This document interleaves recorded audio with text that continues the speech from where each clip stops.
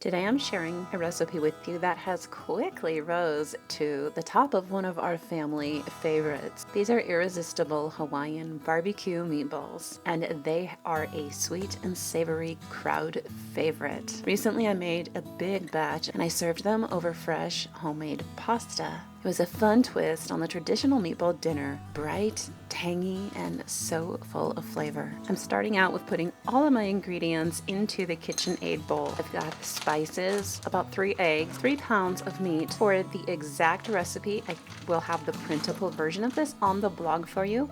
It's there now. When it comes to the meat over the years, I've learned that using 2 or 3 kinds of meat when making meatballs makes a really big difference. The blend of meats adds a different depth, juiciness, texture, and just more flavor. For this batch, I used a mix of ground beef, pork, and a little bit of turkey. It gave the meatballs that rich, savory base that holds up beautifully to the sweetness of the sauce and the pineapple. Another advantage to these meatballs is I made them to be gluten-free. Instead of breadcrumbs, I used oat flour. And I found that oat flour works okay, but what works even better is quick oats that have been pulsed coarsely in the food processor. They are just a little bit better. And you don't want to overblend them, you want them to still have some texture.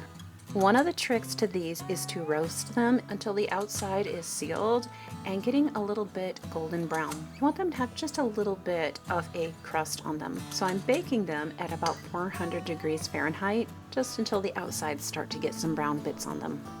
I thought for a long while about how to add Hawaiian flavors to these meatballs. And of course, pineapple was the first thing that came to mind. But the second thing to come to mind was actually my secret ingredient.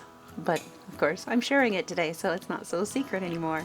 I've been to Hawaii before, and so I racked my brain trying to remember the flavors of Hawaii. Fruits were one of the major ideas that I had, but the main secret ingredient is Chinese 5-spice. I actually did a little bit of research on Hawaiian flavors and spices, and all of them happen to be in Chinese 5-spice. I have a full tablespoon of it in just 3 pounds of meat, so it's quite a bit. The Maui onion is another flavor I thought of to add to this. I don't have Maui onions, so I just use sweet onions.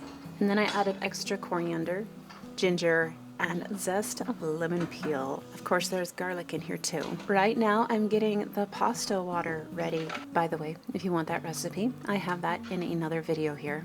I hope you don't mind the lighting in these scenes. It's starting to turn dark outside, so I'm having to use the overhead indoor lighting instead of natural lighting. Okay, about the pineapple. Pineapple was the #1 thing I thought of when I thought of making these Hawaiian. Personally, I felt like the pineapple was a super fun twist, and I loved it. It reminded me so much of summertime with its tropical warmth and playful sweetness. But I have to be honest, my family, they were not quite as enthusiastic about the pineapple as I was. They definitely enjoyed the meal, but next time I will be serving the pineapple up fresh to the side. Now let's talk about the barbecue sauce. This is where I need your help. If you've been following me a while, you know that I make just about everything from scratch, and that's what this channel is. I'm talking 99% of the time. Sauces, doughs, dressings, you name it, I make it from scratch. But barbecue sauce, that one has me stumped. I have tried several homemade recipes, but they're either way too sweet or they taste like straight up ketchup with a little vinegar thrown in.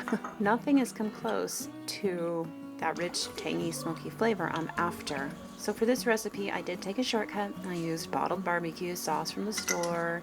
It worked in a pinch and gave me the flavor I wanted, but I would rather make my own if I could just find the right recipe. And that's where you come in. If you have a tried and true from scratch barbecue sauce recipe that doesn't lean too heavily on ketchup or sugar, please share it in the comments. I am looking for something balanced, smoky, tangy, and savory with just a touch of sweetness.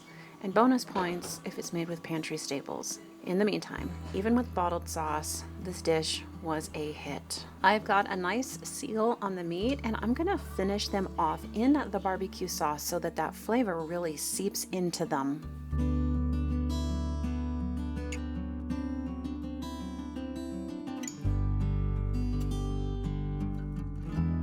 Even with the pineapple, opinions split. There was no debate about the meatballs themselves.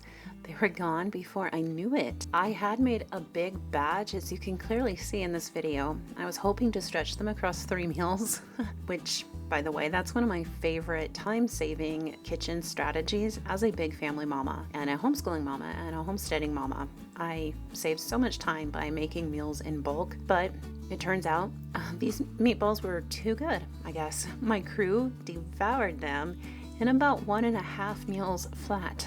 There were leftovers to speak of, but just a few. And there was not one single complaint around the table. Kids didn't actually complain about the pineapple. They just very covertly and silently left the pineapple behind on their plates.